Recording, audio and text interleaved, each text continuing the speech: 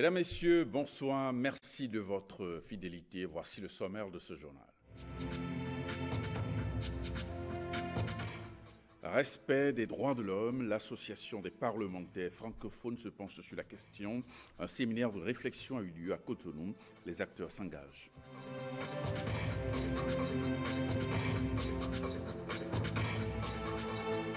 Quelle nouvelle tendance pour les médias, les télécommunications et les technologies? Une séance d'information TMT Prédiction nous en donne davantage de clarifications dans ce journal.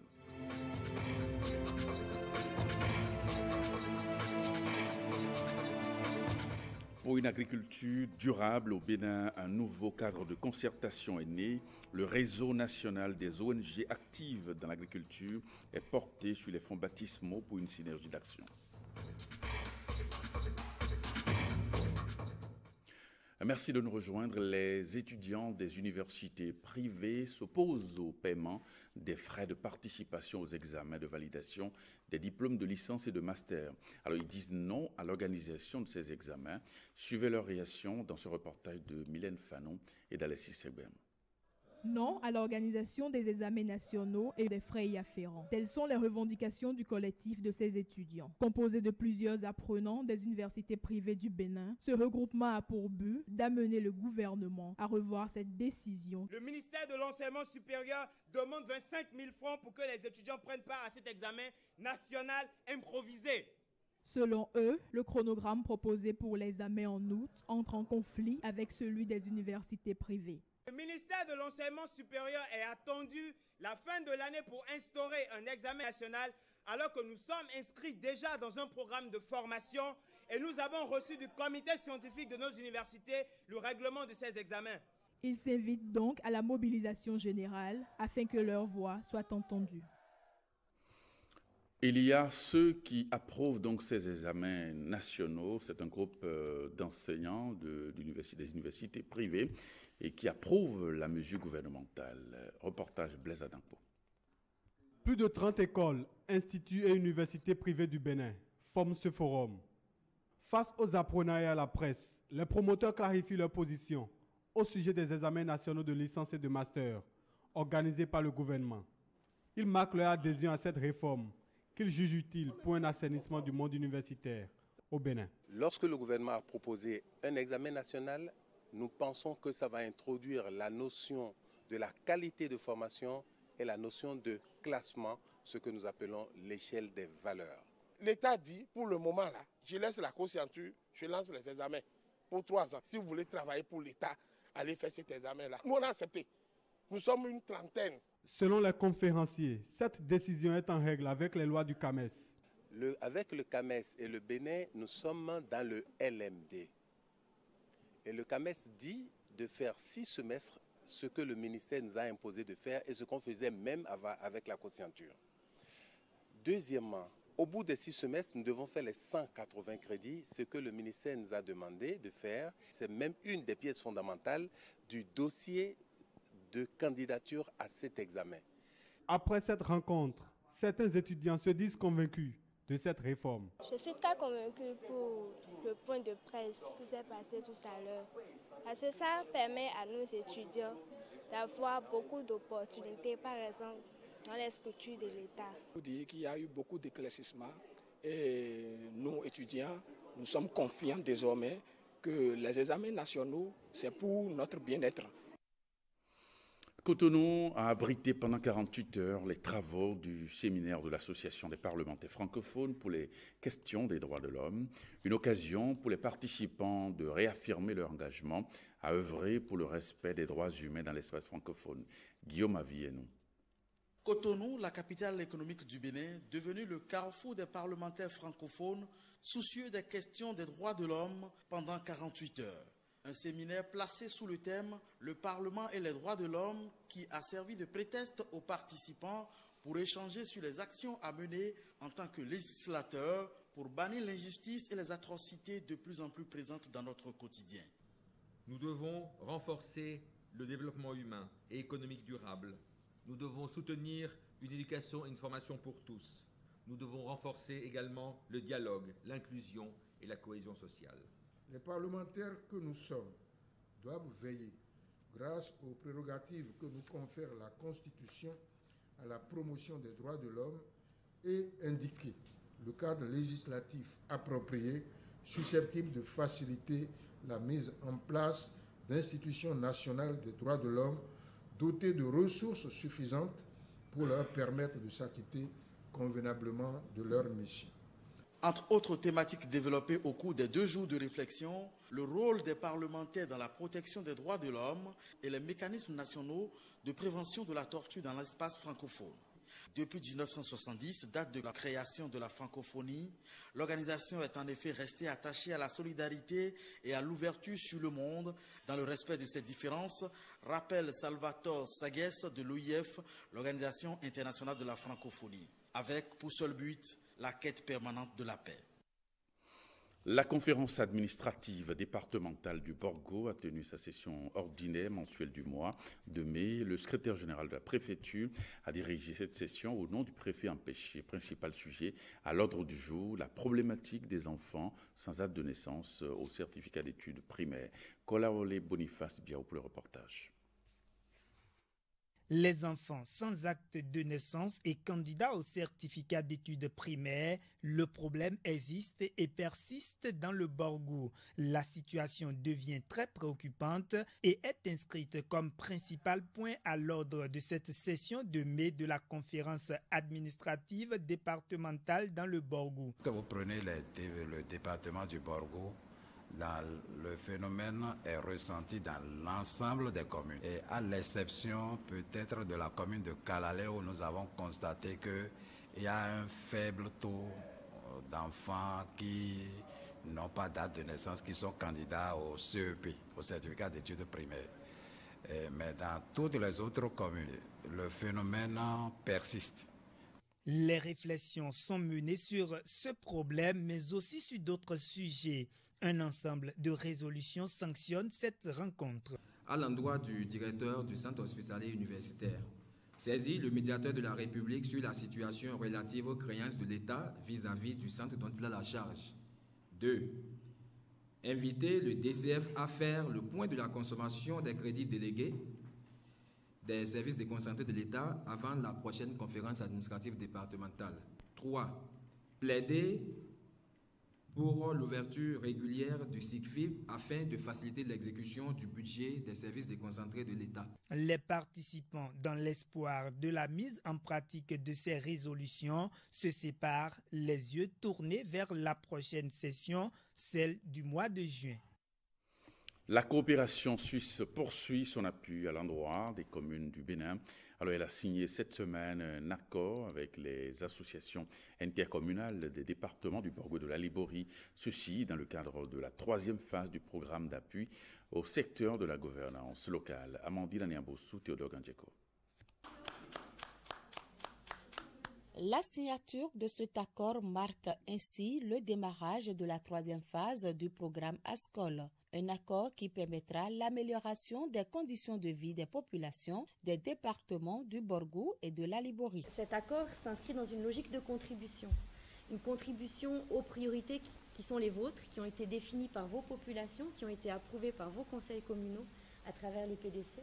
L'objectif aussi avec cette contribution, c'est de vous aider à mobiliser davantage de ressources au niveau local, d'une part, mais aussi renforcer les capacités des agents communaux. Dans cet accord, l'Association de développement des communes du Borgo ADECOB bénéficie d'un montant d'1 milliard de francs CFA et l'Association pour la promotion de l'intercommunalité dans le département de la Liborie APIDA de 750 millions pour une durée de 4 ans. Cet effort de la coopération suisse a été apprécié à sa juste valeur par les bénéficiaires. Je voudrais donc d'abord remercier très sincèrement la coopération suisse pour cette confiance renouvelée.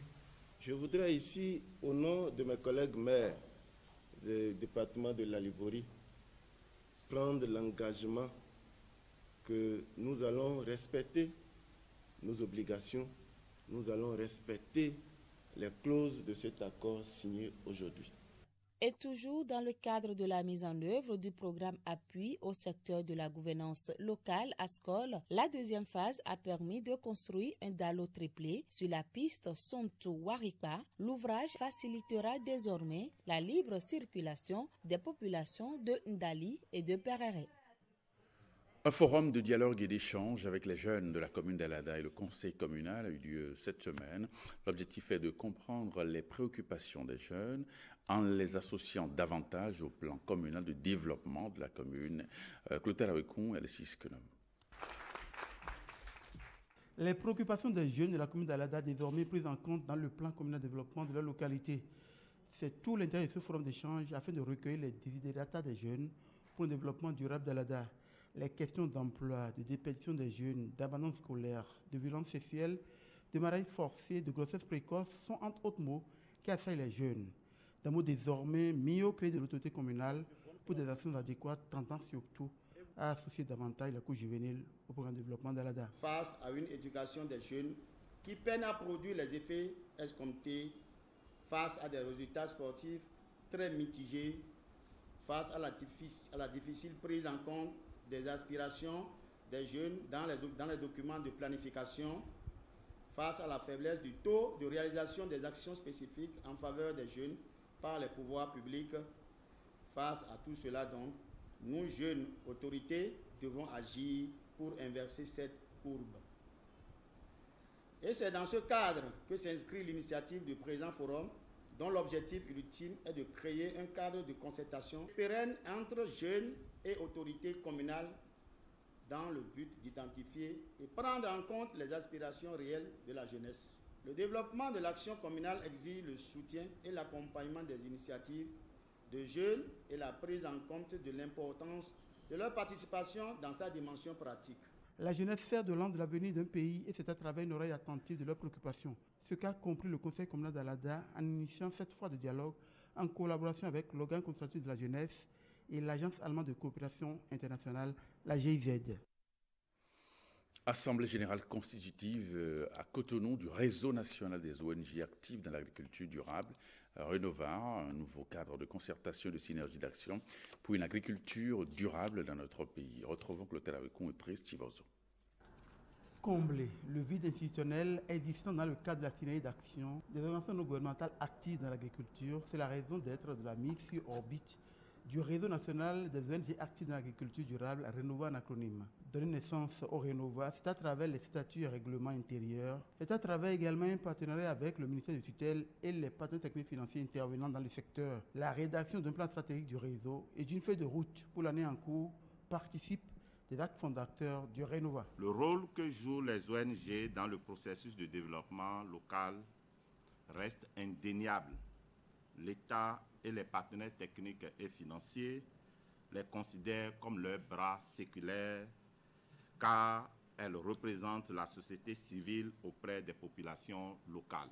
Les ONG peuvent fournir toutes les ressources et compétences requises et sont en Afrique et au Bénin en particulier les principaux leviers de contestation de la malgouvernance du pouvoir public. Il est question de montrer à l'autorité de l'État et au ministère de l'Agriculture quel est le rôle des acteurs non étatiques, notamment les ONG, pour accompagner la vision qui est de faire du Bénin un pays où tout le monde a la nourriture. Et la mise sur pied de ce cadre de concertation vous permettra une synergie d'action pour mieux vous faire remarquer, pour accompagner aussi bien le programme d'action du gouvernement que le plan stratégique du développement du secteur agricole que nous sommes en train de mettre en œuvre. Le cadre légal consacrant l'existence juridique du réseau national des ONG actives dans l'agriculture durable Renova est ainsi créé. À soi une bonne collaboration des ONG actives dans l'agriculture et le ministère du tutelle pour des échanges concourant au progrès du secteur agricole et l'autre paire de manches qui attend les responsables du Renova. Les innovations dans les domaines des télécommunications, des médias et des technologies changeront les entreprises et les habitudes. Le cabinet Deloitte prévient et dévoile les nouvelles tendances. C'est à la faveur d'une séance d'information dénommée TMT Prédiction qui s'est tenue à Cotonou. Reportage de Ghislain Poguet. Comment se positionner en tant qu'entreprise béninoise par rapport aux futurs proches dans le secteur des télécommunications, des médias et des technologies?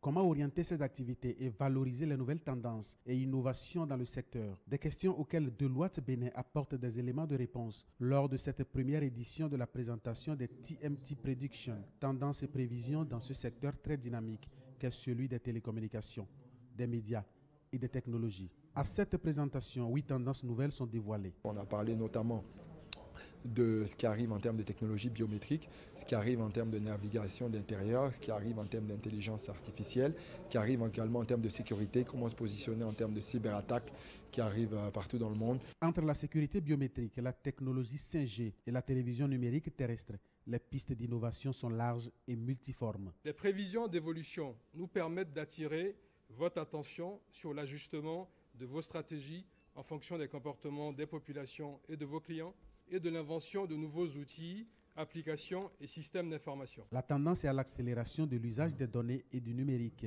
la multiplication des équipements et terminaux, la disparition des frontières entre la télévision et Internet. Pour les acteurs étatiques du domaine, le gouvernement est en phase avec ce contexte. Que ce soit le déploiement de dorsales en fibre optique, que ce soit, et nous en avons parlé, la TNT, que ce soit le projet de mise en place d'un data center, d'un centre de données du gouvernement, que ce soit des projets de dématérialisation.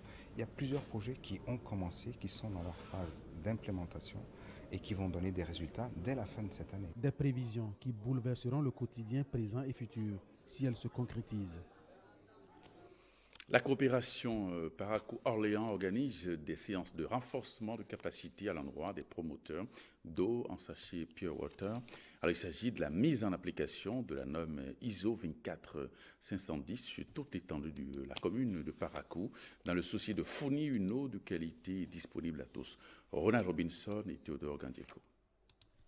Avoir accès à une eau pure et disponible à Paracou, c'est l'objectif de cette formation organisée par la mairie de Paracou avec ses partenaires, notamment la ville d'Orléans. Pour éviter la rupture dans le couple eau-développement durable, une nouvelle synergie s'impose dans la perspective d'un changement à la fois des modes de production et de consommation, ainsi que de l'adoption d'un autre mode de développement. En tant que service ou direction déconcentrée de l'État, c'est une obligation pour moi et pour mes collègues frères de l'eau de venir en appui à la mairie qui nous a sollicité pour donner cette formation. Cette quête de la normalisation facilitera la lutte contre la filière de vente d'eau informelle. La mise en application de la norme ISO 24510 permettra de connaître tous les préalables indispensables à l'installation et à l'exercice du métier des 56 promoteurs de Pure Water identifiés dans la ville de Paracou, d'après un rapport des services techniques de la mairie en collaboration avec le service de l'hygiène et de l'assainissement de base. Le même rapport indique certaines insuffisances dont les plus importantes sont l'absence ou la non-application des réglementations et des normes. L'insuffisance voire l'absence de formation appropriée des professionnels et des divers usagers de l'eau. Si nous prenons ces 56 promoteurs, à peine 10% ont pu faire les analyses au niveau de leur laboratoire. Donc c'est là tout l'avantage de la formation de ce jour. C'est d'abord leur professionnalisation. Forcément, in fine, ça va avoir comme conséquence une augmentation des chiffres d'affaires. À compter de cette formation de 4 jours, la commercialisation de l'eau en sachet est réglementée à Paracou pour plus de qualité de service, correspondant au mieux aux attentes des populations. L'Union européenne a procédé jeudi dernier au lancement officiel des activités de la Chambre de commerce européenne du Bénin. À cet effet, il s'est tenu un point de presse conjoint de Joseph Kohl, chef de la délégation de l'Union européenne au Bénin, et du président de la Chambre de commerce. Le compte-rendu est signé Mylène Fanon, Iliad Bokovo et Dean Bourayman. Favoriser le développement durable des entreprises européennes et des échanges commerciaux entre l'Europe et le Bénin. C'est la vision de la première chambre de commerce européenne du Bénin. À l'origine, se trouvait le Cercle économique européen qui constituait un cadre d'échange et de concertation entre les entreprises européennes qui se réunissaient à une fréquence trimestrielle. À la suite de réflexions internes entre ses membres, il fallait faire évoluer cette organisation, ce cercle économique européen, vers un statut associatif. Cette idée de création vient apporter des réponses aux défis et enjeux qui ressortent de l'environnement de l'économie européenne. Il y a des structures, des organisations, des lois, des textes, des procédures qui sont en vigueur. Certaines ne sont pas appliquées et devraient l'être. Et donc, nous interviendrons à chaque fois que les entreprises membres nous solliciteront, individuellement ou collectivement. Pour éviter justement de rater et pour qu'on puisse augmenter la possibilité de succès de ces gens qui veulent s'installer dans certains pays, eh bien, je leur recommande d'entrer en contact avec la Chambre de commerce. La Chambre de commerce du Bénin, mais tout particulièrement la Chambre de commerce européenne, parce qu'elle regroupe les expériences des hommes d'affaires. Cette première chambre de commerce a été enregistrée le 12 mai 2016 et va représenter les entreprises européennes sur toute l'étendue du territoire national. Concours Miss Littérature édition 2017, la phase de présélection devant consacrer les 10 finalistes a eu lieu ce samedi au Kodiam à Cotonou.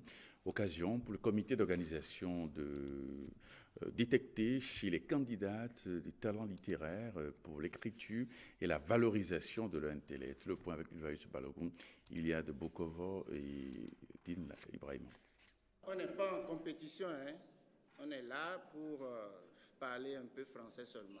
Ce que vous écrivez dans WhatsApp, là, c'est pas ça. Hein? Le décor est ainsi planté. 45 minutes de réflexion pour jauger l'esprit de synthèse et la capacité d'écriture de ces filles. Miss Littérature 2017 s'implante pour cultiver l'expression française avec 38 candidates venues de tous les départements du Bénin. C'est un concours de littérature.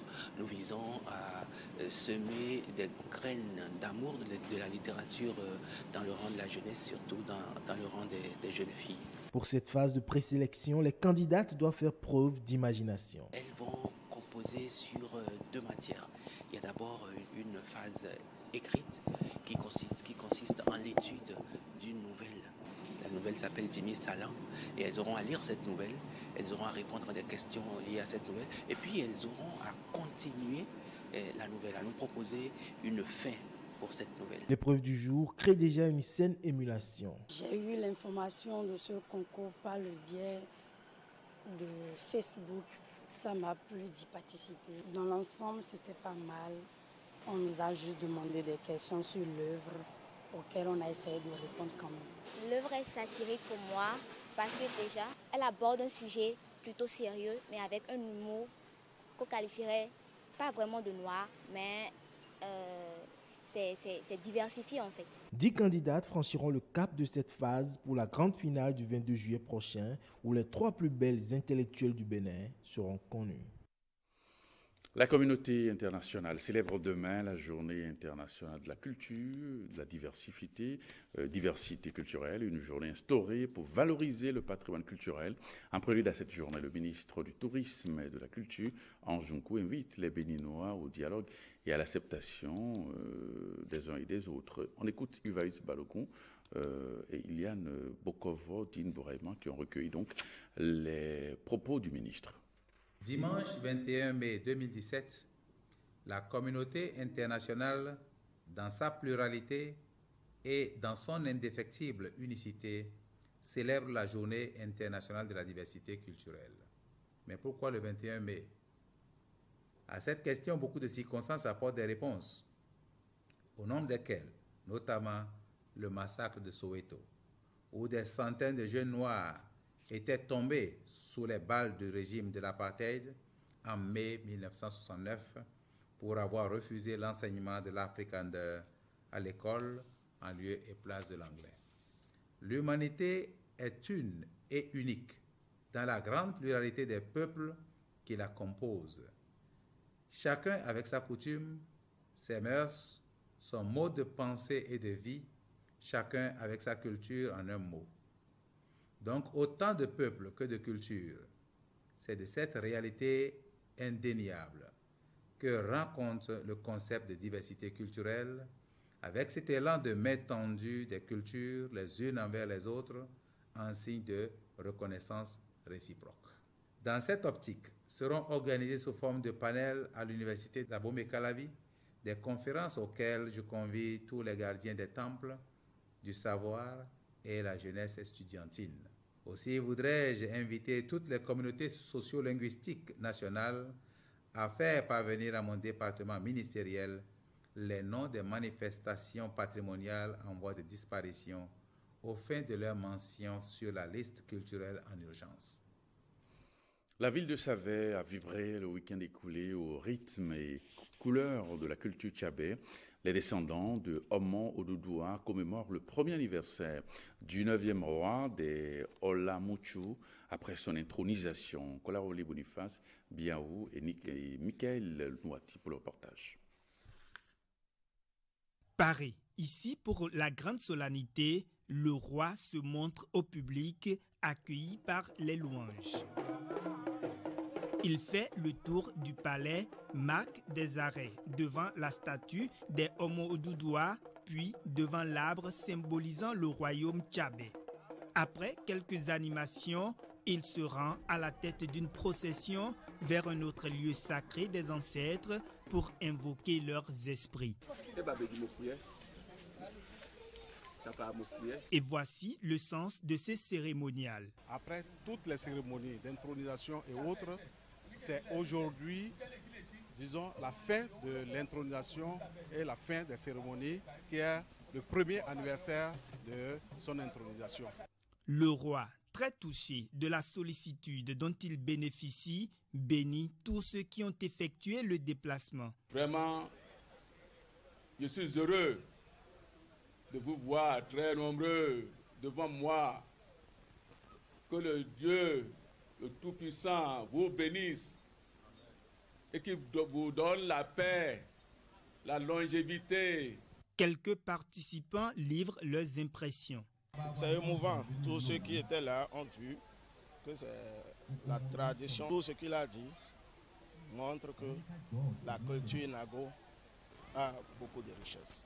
Aujourd'hui, nous sommes en train de fêter, je dirais pratiquement le premier anniversaire. On le souhaite que d'ici 10 ans encore, qu'on puisse se retrouver pour nous réjouir avec vous. Le roi de Iguéna en tête d'une délégation et une représentation de l'empire de Niki conduite par Sounon Bossio, en signe de la solidarité Bâton-nous Kao, ont rehaussé cette célébration. Eh bien, ce journal va se refermer. Merci pour votre fidélité. À 23h, vous aurez dans ce studio William Tchoki pour le JT Soir. Merci et bonne soirée chez vous.